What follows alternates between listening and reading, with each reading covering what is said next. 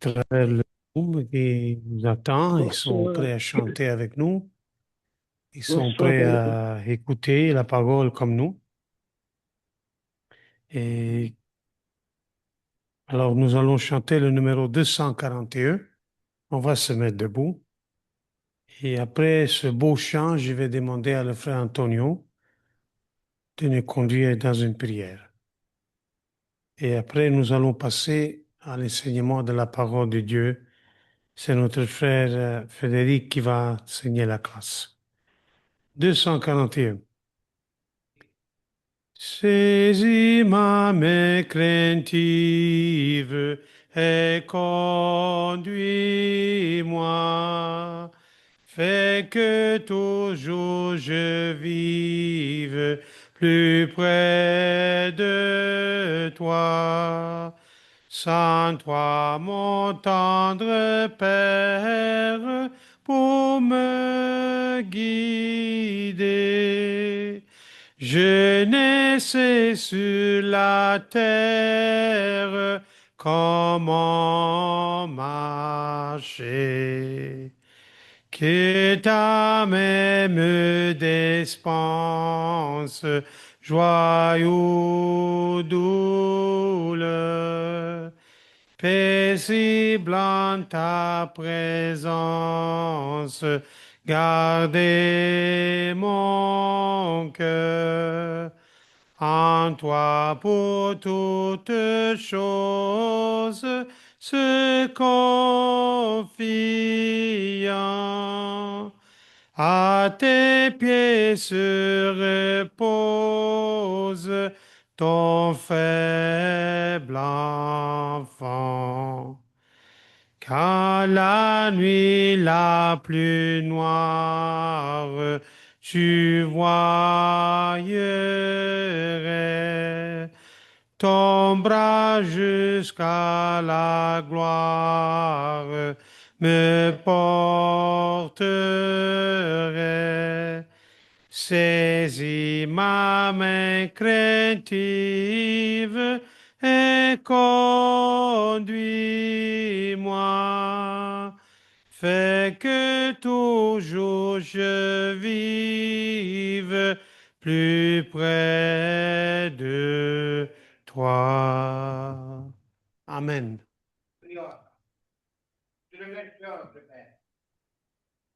Nous sommes ici réunis avec les frères et les sœurs pour te dire ta parole. Nous te demandons, Père, d'être avec nous, d'ouvrir notre cœur, notre esprit, et nous prions toujours à prendre de plus c'est quoi ta volonté pour la mettre en pratique dans notre vie. Nous te remercions, Père, pour le temps que tu nous donnes. Nous te remercions de l'avoir donné des frères et des sœurs. Nous sommes très contents d'être avec toi, Père. Nous te prions pour les gens qui tuent, les gens qui sont malades, les gens qui sont dans la guerre, Père Céleste, et les gens qui sont tristes, abandonnés dans la rue. Nous te prions aussi pour les gens qui sont malades. Il y en a plusieurs, Père Céleste, qui sont malades. Nous te prions pour nos membres de notre église qui sont malades. Nous te prions d'être avec eux. Nous te remercions, Père, pour tout ce que tu nous donnes. Tu nous as donné Jésus-Christ. Il a donné sa vie pour nous. Nous te remercions, Père, profondément. Au nom de ton Fils Jésus-Christ, tu as donné sa vie pour nous. Amen. Amen. Merci, frère Antonio, pour la prière. Je cède maintenant la place à notre frère Frédéric.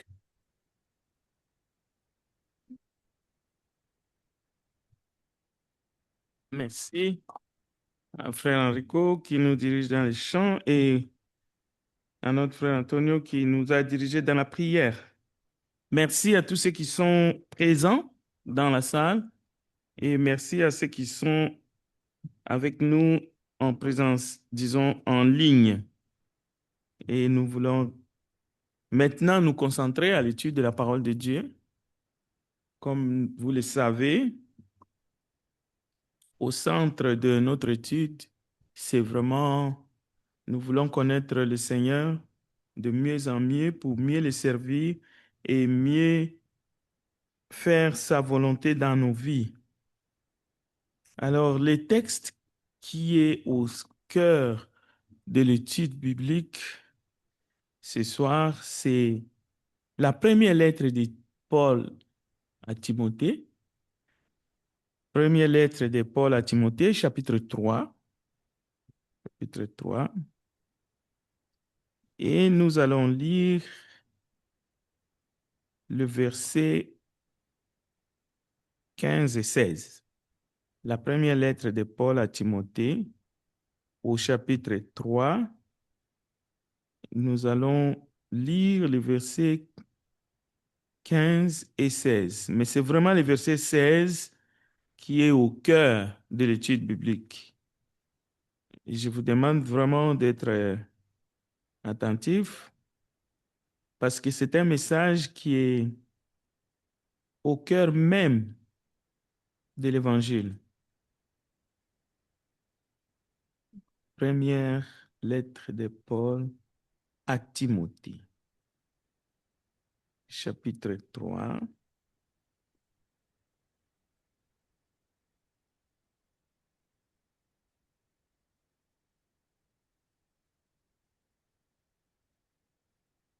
Bon, on va lire les versets 14 jusqu'à verset 16, mais comme j'ai dit, on va vraiment se concentrer plus au verset 16, d'accord?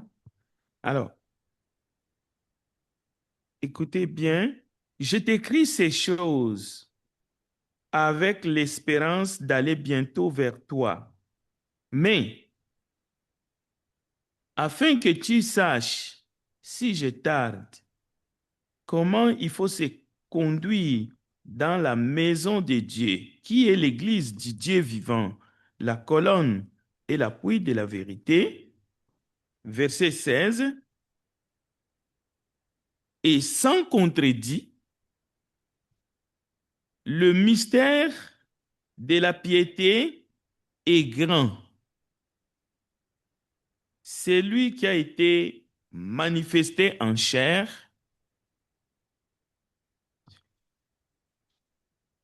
justifié par l'Esprit,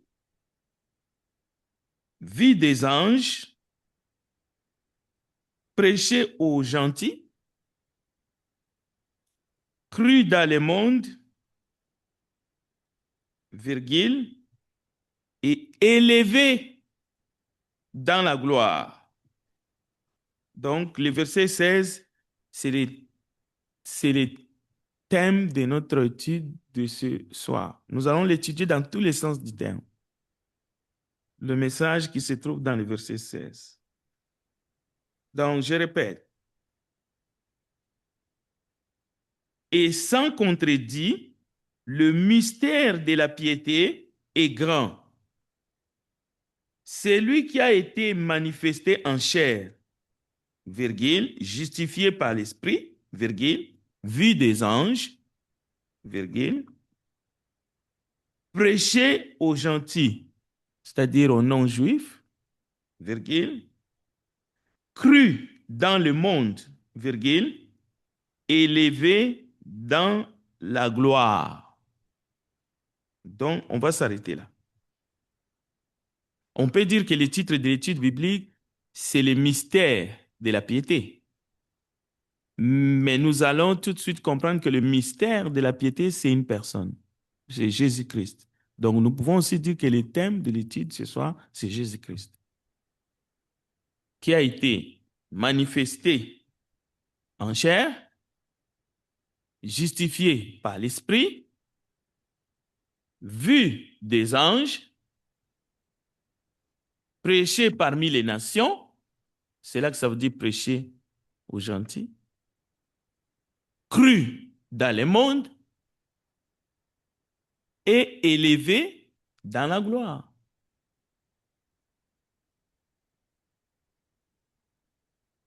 Donc, dans mon introduction, nous allons parler d'abord du mystère. C'est quoi un mystère? Un mystère qui est révélé, un mystère de la piété. Dans la Bible, un mystère n'est pas quelque chose obscur. Ce n'est pas quelque chose incompréhensible, quelque chose qui nous échappe pour de bon. Non. Un mystère dans la Bible, c'est quelque chose qui est caché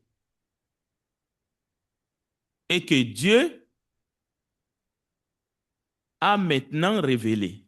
Donc, dans la Bible, quand vous entendez mystère, c'est quelque chose qui était caché pour un temps. Mais du coup, Dieu a révélé. Donc, ça concerne Jésus. Donc, Jésus est le mystère caché de Dieu. Mais maintenant que Dieu a révélé, c'est ça que Paul est en train de dire à Timothée. Bon, nous allons voir ces 5 points.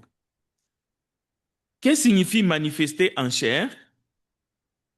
Nous venons de comprendre que le mystère dont il est question, que nous étudions aujourd'hui, c'est une personne. Et cette personne, c'est Jésus-Christ,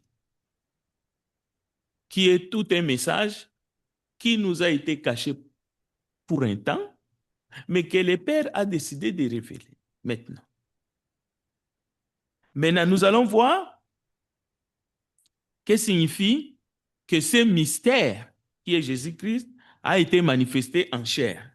Et ensuite, nous allons voir qu'est-ce que cela veut dire que ce mystère qui est Jésus a été justifié par l'Esprit. Donc, commençons déjà par ces 2 points. Et ensuite, nous allons progresser. Manifester en chair, dans notre passage d'1 Timothée chapitre 3, verset 16. Qu'est-ce que cela signifie? Dans notre foi, mais dans notre compréhension des Écritures. Mais est-ce que nous avons compris ce mystère qui est Jésus-Christ qui a été manifesté en chair? Cela signifie d'abord, 1, Dieu s'est rendu visible. Cela veut dire avant, il ne l'était pas. Il était totalement invisible, caché aux yeux des hommes, des humains, de la race humaine. Mais il s'est manifesté, parce que le texte le dit, manifesté en chair. Cela signifie qu'il existait avant sa naissance. C'est lui qui s'est manifesté en chair, existait déjà avant qu'il soit né dans ce monde. Il n'a pas commencé sa vie à Bethléem après sa naissance, donc, comme c'est notre cas. Le jour de votre naissance à la maternité, vous et moi, nous avons commencé notre vie ici-bas. Si quelqu'un dit, moi, avant de naître, je vivais déjà quelque part, il faut faire attention avec cette personne. Parce que là, ça commence à être compliqué. Mais le cas du mystère de la piété, le cas de Jésus-Christ, ça s'explique selon les Écritures telles que nous sommes en train d'apprendre maintenant. Et il y a des textes qu'on peut aller chercher. Cela veut dire que Jésus-Christ n'est pas venu du coup seulement dans le ventre de Marie, mais il est venu d'en haut. Lui-même, il a dit à Nicodème, il est venu d'en haut. Celui qui est venu d'en haut est plus grand. C'est ça que ça veut dire qu'il a été manifesté en chair. Pourquoi il a été manifesté en chair? C'est parce qu'il est venu d'en haut et il s'est manifesté en chair, en naissant, comme un petit enfant dans le monde. Donc, il fait partie de la divinité maintenant, mais dans la chair, dans un corps humain. C'est ça que ça veut dire dans la chair, parce qu'il s'est manifesté, il est né, le petit enfant est né, donc il s'est révélé dans un corps humain. Alors, nous verrons tout à l'heure que les anges témoignent ces faits. Ce n'est pas seulement quelque chose. Oui, nous avons les Écritures, d'accord, mais les Écritures nous montrent que les créatures célestes, les anges venus d'en haut, sont descendus sur la terre pour témoigner ces faits. Que c'est le petit enfant qui est né, nous étions avec lui là-haut. Nous verrons cela.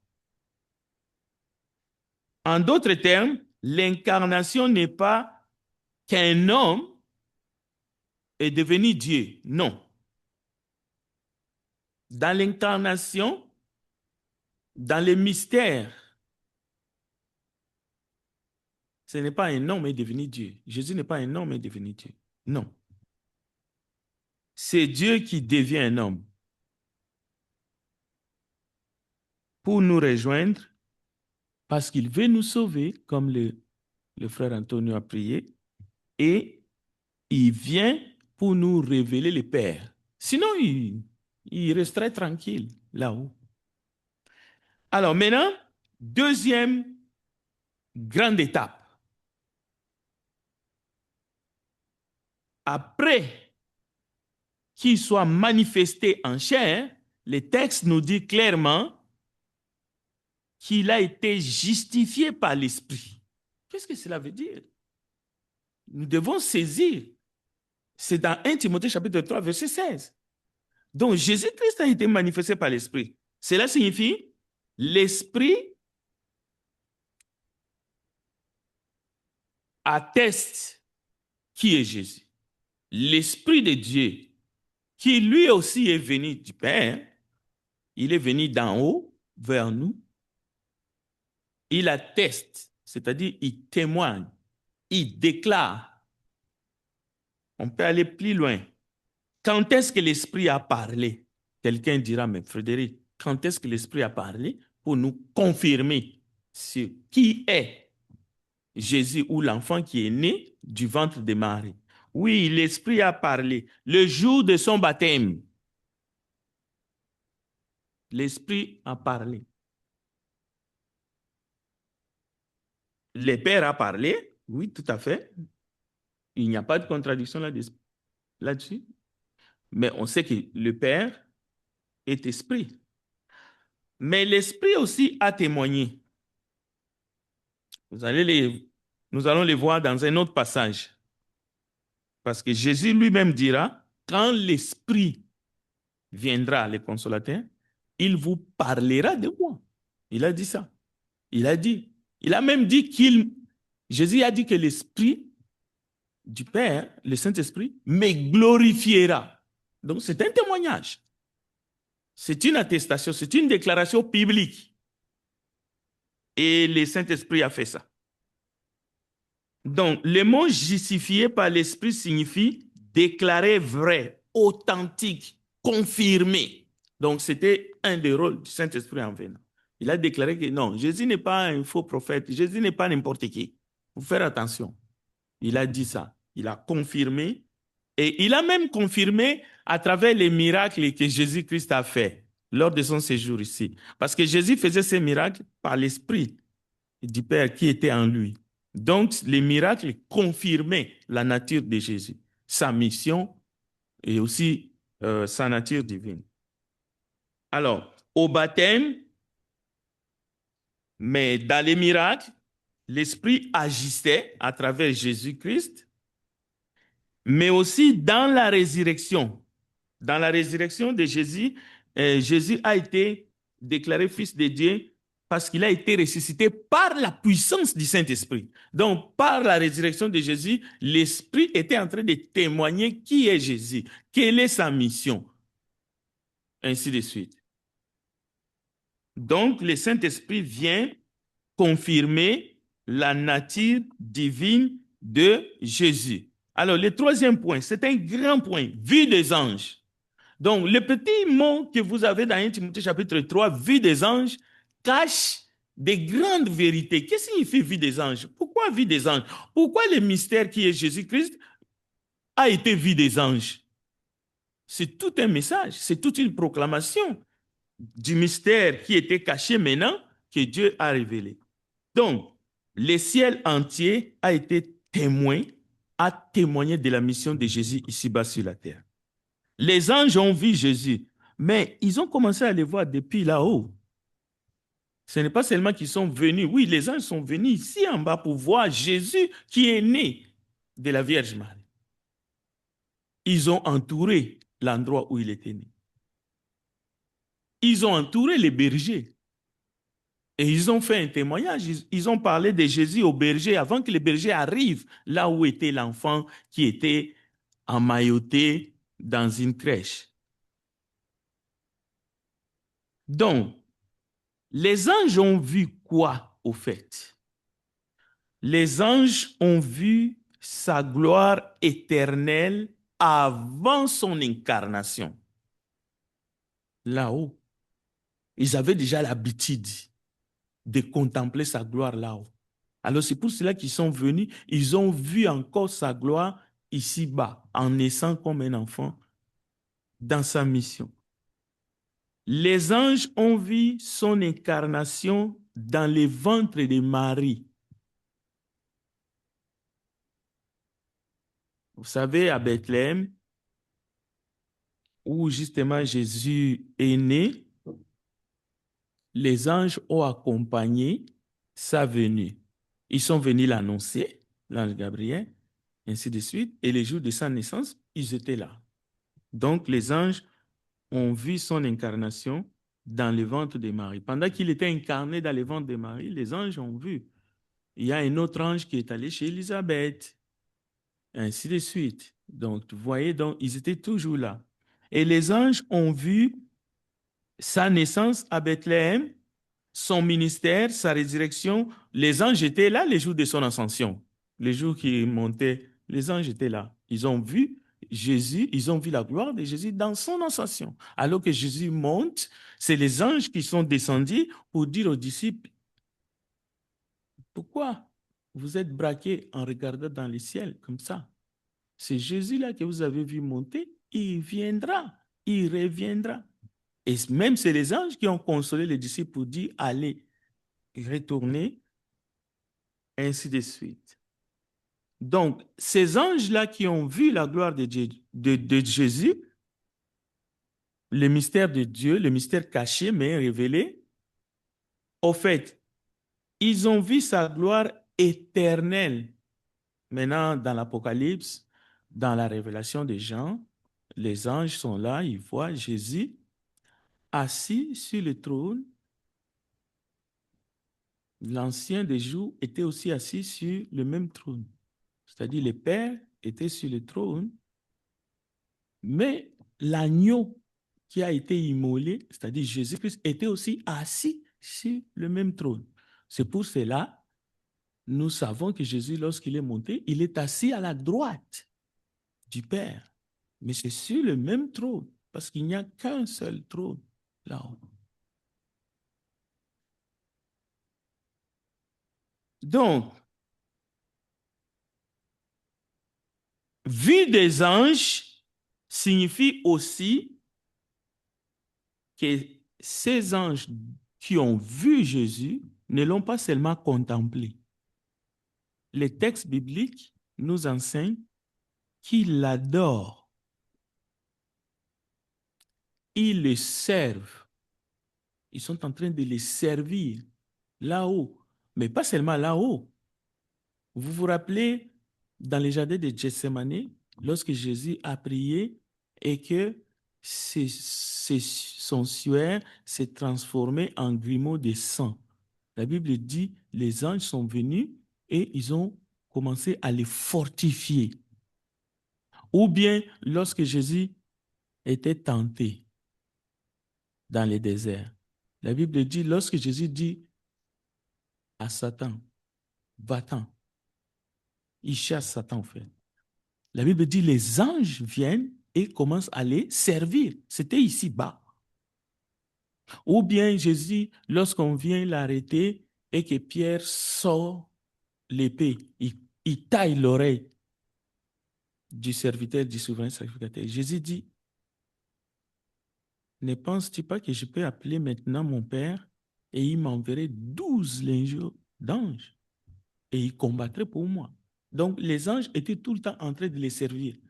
Avant sa venue sur la terre, pendant qu'il était sur la terre, lors de sa résurrection et dans l'éternité. Donc, vie des anges signifie ces anges qui sont à son service, qui les servent, l'adorent. Apocalypse chapitre 5, Apocalypse chapitre 9. Très important. Mais aussi, les anges, et c'est la partie qui nous concerne en tant que l'Église, les anges l'annoncent. Ils n'ont pas seulement annoncé sa naissance, les anges l'annoncent comme les seigneurs de gloire. En fait, les anges proclament le message de l'Évangile, la bonne nouvelle. Et c'est ce que l'Église va faire aussi. Donc, l'Église est consciente que Jésus est annoncé par les anges. Le message de l'Évangile, ce qu'ils l'ont annoncé avant les hommes, c'est les anges. C'est les anges qui annoncent le message de l'Évangile, même aux apôtres, même aux femmes, au tombeau. C'est les anges. Les femmes arrivent au tombeau avec les disciples qui couraient. Ils voient qui? Ils ne voient pas Jésus, mais ils voient deux anges, l'un assis à sa tête, là où on avait mis son corps, l'autre là où les pieds de Jésus étaient. C'est les anges qui disent non, il n'est plus ici. Celui que vous cherchez est ressuscité. C'est le message de l'Évangile. Donc, les anges l'annoncent. C'est important. Donc, ce que les anges ont vu, les anges l'annoncent, c'est-à-dire les anges ont vu Jésus, les anges annoncent Jésus, et maintenant l'Église proclame Jésus. Le même message que les anges ont annoncé.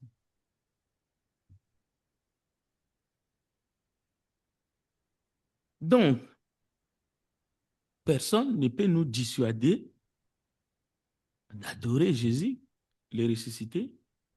Pourquoi?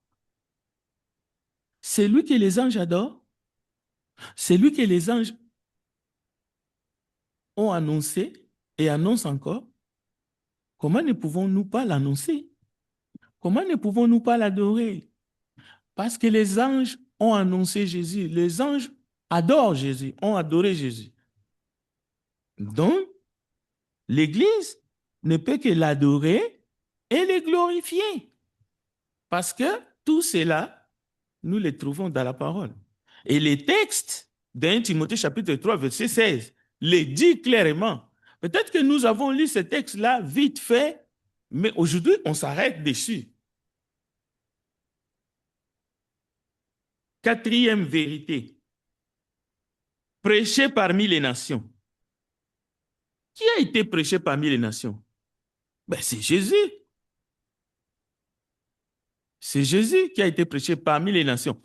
Il y a ces débats-là, où non, il est venu juste pour les Juifs, chaque peuple a son prophète. Non, 1 Corinthiens chapitre 3, verset 16, dit que Jésus, Christ, qui est venu d'en haut, a été prêché parmi les gentils, parmi les nations. Les nations sont les non-juifs. Alors pourquoi il a été prêché parmi les non-juifs? Si lui, il est juste le prophète des Hébreux, nous, on doit avoir notre prophète à nous qui serait noir. Les Asiatiques devraient avoir aussi leur prophète à eux, qui serait asiatique. Les Indiens, n'en parlons pas. Non. Il a été prêché parmi les nations, mais il a été prêché dans le monde entier. C'est pour cela que le message de l'Évangile concerne toute la création. Et lui-même a dit, allez faire de toutes les nations des disciples, toutes les nations. Allez dans le monde entier, prêcher la bonne nouvelle à toute la création. C'est-à-dire, celui qui fait partie de la création, celui qui est une créature humaine de Dieu a besoin d'entendre l'évangile de Jésus. Parce que c'est un mystère qui était caché, que maintenant Dieu a révélé. Donc, c'est un message unique. C'est le message apostolique. Et ce message, c'est Jésus est Seigneur. Il n'est pas Seigneur d'une seule nation. Alors, il serait un petit Jésus. Si Jésus était juste le Seigneur d'une nation, mais il serait un petit Jésus. Non. Il est le Seigneur de toutes les nations. Il est le roi. Dieu a fait de lui Seigneur et roi. Et d'ailleurs, Dieu l'a souverainement élevé au point que tout genou fléchisse dans les cieux, sur la terre et sous la terre. Pourquoi? Dans les ciels, il y a des créatures. Sur la terre, oui. Sous la terre, probablement aussi. Mais que tu sois une créature de la mer, un léviathan, par exemple, que tu sois une créature de la terre, peu importe, humaine ou pas, que tu sois une grotte ou que tu sois une montagne, le Kilimandjaro, que tu sois une créature dans les ciels, donc un ange, un archange. La parole dit, il faut que tu adores Jésus, il faut que tu te prosternes. Que tu sois un baobab en Afrique, quelque part, devant Jésus, même les arbres battent les mains. C'est ça le mystère caché, mais révélé. Bon, le cinquième vérité, crue dans le monde. La foi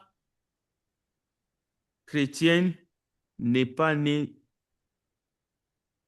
à la suite d'une philosophie. Il y a un philosophe qui s'appelle Spinoza, originaire portugais, mais il est devenu néerlandais, Pays-Bas aujourd'hui. Spinoza est né dans les années 1600 et il est mort. Mais il est l'un des philosophes qui a contesté les messages des apôtres, c'est-à-dire qui a contesté Jésus et même la Bible. Comme lui, il n'y en a pas deux au monde. Malheureusement, il y a beaucoup de gens aujourd'hui, beaucoup de gens de bonne volonté, qui sont formatés dans leur tête par les théories de Spinoza, qui est un philosophe.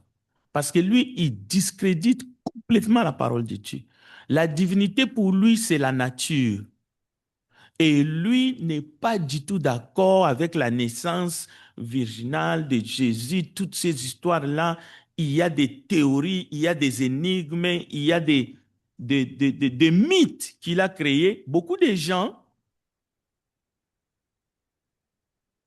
ils sont là-dedans. Spinoza a dit, Spinoza a dit, Spinoza a dit. Et vous allez trouver des gens même dans les assemblées avec le discours de Spinoza. Un Portugais, lui il est né aux Pays-Bas malheureusement, il a changé de nationalité. Mais il est il fait la honte vraiment de son pays d'origine. Je ne sais pas quand il est né, s'il est parti un peu avec un peu de foi. Je ne sais pas. Bon, la foi chrétienne n'est pas née d'une philosophie comme c'est celle de Spinoza. La foi chrétienne n'est pas née d'un empire. Un empire plus puissant a créé Jésus. Non, non, non. Que ce soit les Grecs et les Romains, ils n'ont pas inventé Jésus. Ce serait faux. Il y a aussi cette théorie-là qui circule dans le monde. Malheureusement. Il y en a qui pensent que Constantin a inventé Jésus.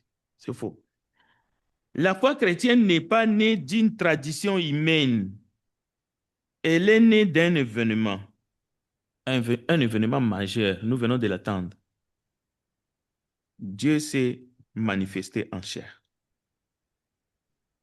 Les nations ont cru, c'est-à-dire les non-juifs ont cru, mais tous les disciples de Jésus étaient des juifs. Les juifs, une partie des juifs ont cru. C'est seulement une partie qui s'est endurcie.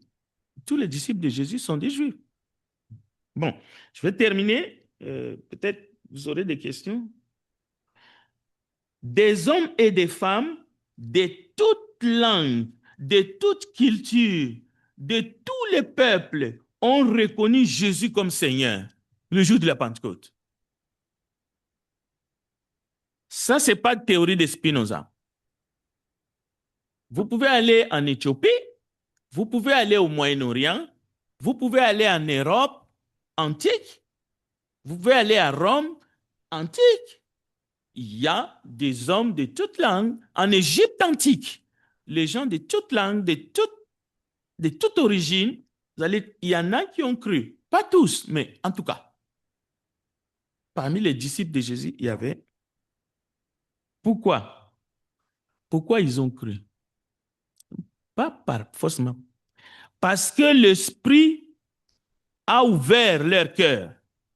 Ils ont été touchés par la puissance de l'Esprit. Parce que le message, comme nous venons de l'entendre, le Saint-Esprit a justifié que Jésus était Seigneur. Pourquoi est-ce qu'ils ont cru? Ils ont cru parce que le Père a attiré leur cœur vers le Fils. Jésus a dit, nul ne peut venir à moi si mon Père ne l'attire. Imaginez. Ce n'est pas Spinoza qui peut empêcher le Père d'attirer le cœur de quelqu'un vers son Fils, Jésus-Christ. Non. Troisième raison, pourquoi les gens ont cru au premier siècle? Parce que le Père les a appelés. Donc, la foi, et cela nous concerne à nous qui sommes dans cette salle, et ceux qui sont avec nous en Zoom, et ceux qui seront avec nous aussi dans YouTube. La foi, c'est la réponse humaine à l'initiative divine. C'est Dieu qui a pris l'initiative. Le mystère caché de tous les temps s'est manifesté en chair, vie des anges. Mais on va terminer par élevé dans la gloire. C'est là que le verset 16 se termine. Donc, celui qui est descendu du ciel vers la terre en naissant à travers une vierge qui s'appelle Marie, a été élevé et exalté. Il est monté dans la gloire. Il est retourné dans la gloire. Les anges sont venus témoigner. Il siège à la droite du Père au moment où nous parlons. Et malgré qu'il est omniscient et omnipotent, mais il siège à la droite du Père. C'est la parole qui le dit. Il règne sur toutes choses. La théorie que Jésus règne seulement sur l'Église, Jésus règne seulement dans les cœurs de vrais croyants, toutes ces théories-là, ce sont des réductions du texte. On peut mettre deux personnes ici, l'un qui est croyant, l'autre qui n'est pas croyant du tout, c'est un rebelle. Après, on fait deux dessins, on dit Jésus règne seulement dans les cœurs de l'un et puis pas dans les cœurs de l'autre. Non, ce n'est pas comme ça qu'il faut comprendre ça. La Bible dit Dieu l'a souverainement élevé afin que tout genou fléchisse. Dieu a fait de lui Seigneur de toute la terre. Donc, c'est comme ça qu'il faut comprendre. Dieu a fait de Jésus Seigneur et roi. Donc, il règne sur toutes choses. Il reçoit l'adoration des anges. Il reviendra en gloire, entouré de ses anges. Jésus n'usurpe pas, c'est-à-dire il ne vole pas, il ne viole pas la place de son Père. Non. Le Père même l'a exalté. Le Père lui a donné le nom qui est au-dessus de tout nom. Le Père veut que toute langue confesse que Jésus-Christ est Seigneur à la gloire du Père. La gloire du Fils n'enlève rien à la gloire du Père.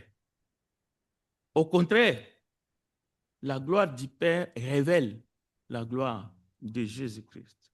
En conclusion, le mystère qui était caché, que maintenant le Père a révélé, devient adoration. Si ça ne devient pas adoration, c'est que tu résistes au plan divin. Et c'est très dangereux. J'aimerais vraiment être plus clair. 1 Timothée chapitre 3, verset 16. Ne pas seulement un résumé doctrinal, c'est un appel à l'adoration. Si tu as la conviction que tu n'adores pas Jésus et tu penses que tu adores le Père, tu es à côté de la révélation. 1 Timothée chapitre 3, verset 16, appelle à l'adoration. Celui qui a été manifesté en chair, nous adorons son humilité. Celui qui a été justifié par l'Esprit, nous adorons sa sainteté. Celui qui a été vu des anges, nous adorons sa gloire céleste. Celui qui a été prêché parmi les nations, nous adorons sa mission. Celui qui a été cru dans le monde, et tant mieux. Nous sommes parmi ceux qui ont cru en lui. Nous avons été baptisés en son nom. Donc, celui qui a été cru dans le monde, nous adorons son œuvre dans nos cœurs.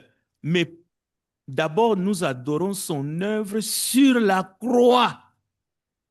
Parce que c'est là qu'il a payé le prix de notre rédemption. Et lorsque nous sommes baptisés avec lui, nous mourons avec lui et nous ressuscitons avec lui. C'est une adoration dans nos cœurs.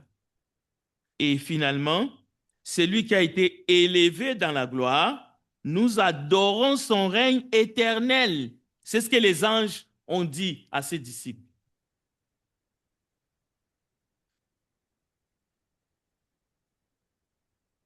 C'est ça le mystère de la piété, qui est Jésus. La foi chrétienne, c'est Jésus. La prédication, c'est Jésus. La vie éternelle, c'est Jésus. Donc, ce soir, Jésus veut se manifester dans nos cœurs.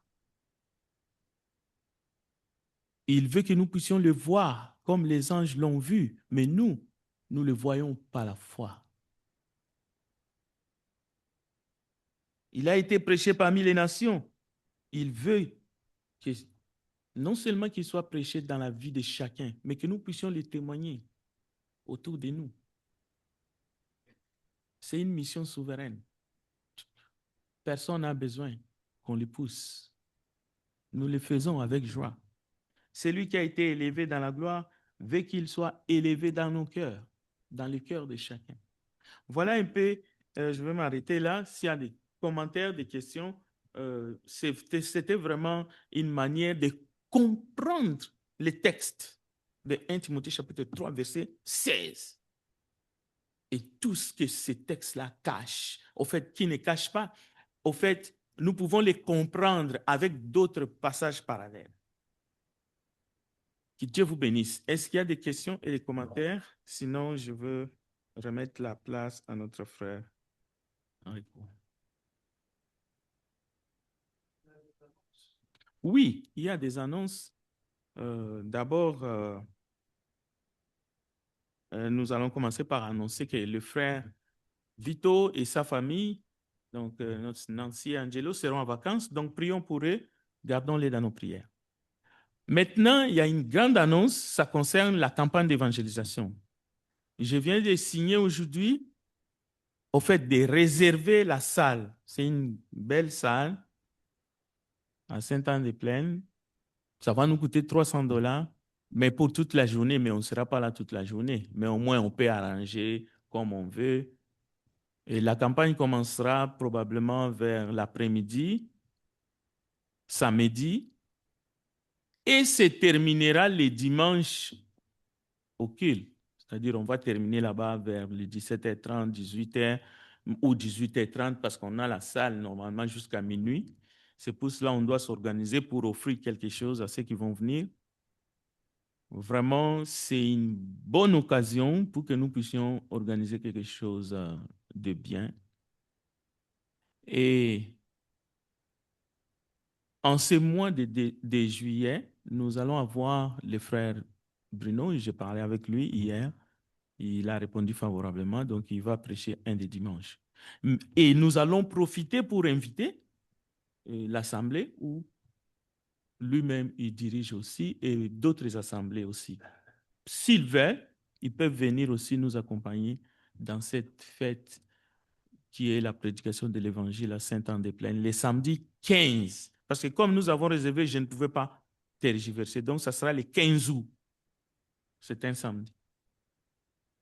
Et la dernière chose que je vais dire, c'est que Le 22 est réservé pour les matchs de basket entre l'équipe de Nadj et l'équipe de Kéré. Donc, tous les aînés, en fait pas les aînés, tous les adultes qui jouent au basket. Donc, soyez soit dans l'équipe de Nadj ou dans l'équipe de Kéré. Et ce match-là sera réservé au samedi 22, avant la rentrée scolaire. Nous serons tous là pour faire un pique-nique et le match se fera en même temps. Que Dieu vous bénisse. Ici, juste ici, là où nous étions la fois passée, juste ici, les photos sont là. Donc, les photos peuvent vous rappeler. Donc, ça sera juste ici, au stade, derrière la salle. Merci. Merci, frère Frédéric, pour les messages. Moi, je vais être dans l'équipe de Kerry.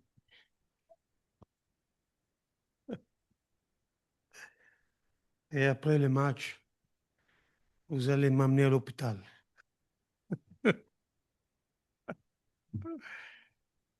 Bon, alors, mes frères et sœurs, chantons ensemble, on va se mettre debout. Le 247, s'il vous plaît. Et après, notre frère,